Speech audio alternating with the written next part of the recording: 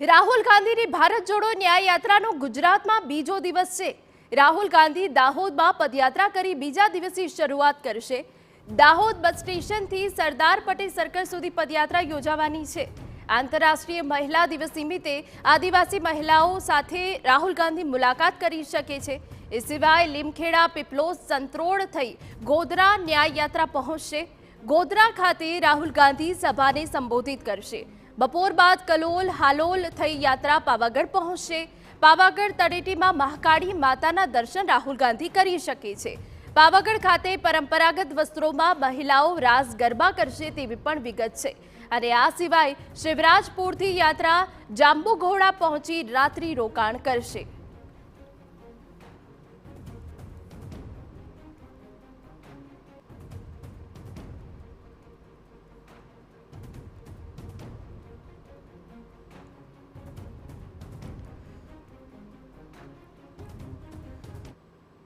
तो समग्र विगत के આજનો આ કાર્યક્રમ અને યાત્રાનો બીજો દિવસ કેવો રહેવાનો છે અમારા સંવાદદાતા નરેન્દ્ર રાઠોડ જોડાઈ ગયા છે। નરેન્દ્ર, તમારી પાસેથી જાણવા માંગીશું કે આજે ન્યાય યાત્રાનો બીજો દિવસ છે, તો આજે કયા મહત્વના કાર્યક્રમ રાહુલ ગાંધી કરી શકે છે? નરેન્દ્ર,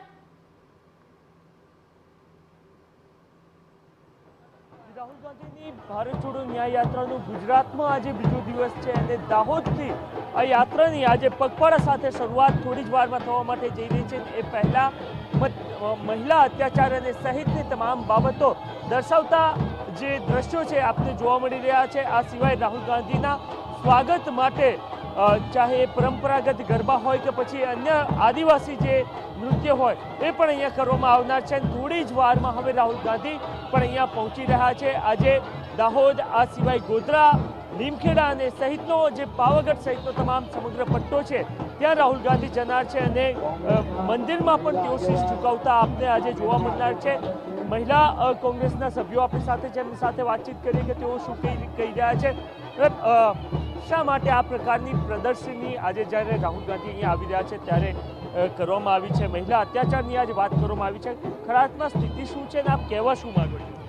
પહેલાં તો TV9ના તમામ દર્શકોને મહિલા દિવસ અને મહાશિવરાત્રિની ખૂબ સારી શુભકામનાઓ। હવે જો એક રાહુલજી આવી રહ્યા છે અને અમે સૌભાગ્યશાળી છે કે અમે મહિલા દિવસના દિવસે રાહુલજી ગુજરાતમાં આવી રહ્યા હોય તો એક દિલથી અમે એમનું સ્વાગત કરીએ છીએ। પણ અમારા જનનાયક છે એ ન્યાયની વાત કરવા માટે નીકળ્યા છે અને ભારતીય જનતા પાર્ટી દ્વારા વારંવાર એવું બતાવવામાં આવે છે કે મહિલાઓ બહુ સુરક્ષિત છે। તો અમે ગુજરાતમાં મહિલાઓ ઉપર થતા અત્યાચારો કે જે મીડિયાએ પણ વારંવાર બતાવ્યા છે, જેના માટે અઢળકવાર ડિબેટો થઈ છે, જેના માટે અઢળકવાર આંદોલનો થયા છે, એવા અન્યાયોને અમે બતાવવાની કોશિશ કરી છે। અને અમે રાહુલજીને કહેવા માંગીએ છીએ કે ગુજરાતમાં અત્યારે ભારતીય જનતા પાર્ટી દ્વારા જે બેફામ દારૂ અને ડ્રગ્સના વેચાણો થઈ રહ્યા છે એનાથી મહિલાઓ સુરક્ષિત નથી, તો એના ન્યાય માટેની વાત કરી રહ્યા છે। તો અમને વિશ્વાસ છે કે અમારા જનનાયક છે એ ચોક્કસથી અમને સાથ આપશે।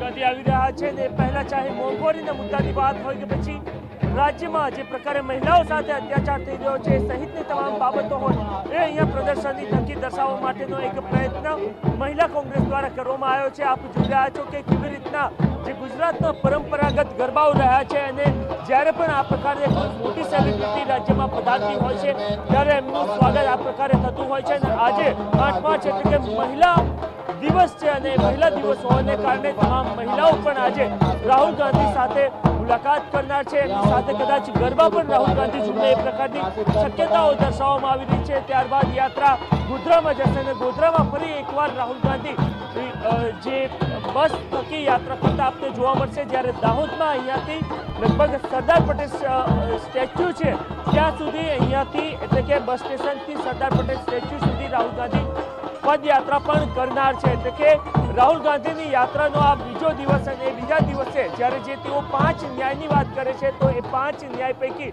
એક ન્યાયની વાત છે એ મહિલા અત્યાચાર અને મહિલાઓને ન્યાય આપવાની વાત એમના દ્વારા કરવામાં આવી છે। અને તમામ બાબતોને કારણ કે જ્યારે 5 ન્યાયની વાત કરવામાં આવે છે એમાં મહિલા સુરક્ષા, યુવાઓને રોજગારી, ન્યાય અને સહિતની તમામ બાબતો છે ત્યારે એક મુદ્દો એ અહીંયા પણ દર્શાવવામાં આવ્યો છે। મહત્વનું છે કે ગઈકાલે જ્યારે યાત્રા નીકળી હતી ત્યારે આમ આદમી પાર્ટીના નેતાઓ પણ જોડાયા હતા અને આવતીકાલે નેત્રંગમાં જે સભા આ યાત્રા થકી થનાર છે એમાં પણ આમ આદમી પાર્ટી દ્વારા એટલે કે ભરૂચ લોકસભાનું નેત્રંગ આવે છે અને નેત્રંગમાં એક જાહેર સભા રાહુલ ગાંધી કરવાના છે અને એ જાહેર સભામાં ફરી એકવાર આમ આદમી પાર્ટીના નેતાઓ પણ સામેલ થતા જોવા મળશે. સમગ્ર યાત્રા જ્યારે આદિવાસી પટ્ટામાંથી પસાર થઈ રહી છે ત્યારે આદિવાસી સમાજના ન્યાય અને હકની વાત પણ અહીંયા થતી જોવા મળી રહી છે. જી બિલકુલ નરેન્દ્ર, વધુ વિગત અમે તમારી પાસેથી લેતા રહીશું. તો દાહોદ અમે તમને દ્રશ્યો બતાવીએ કે જ્યાં બીજા દિવસથી પદયાત્રા કરીને શરૂઆત કરશે.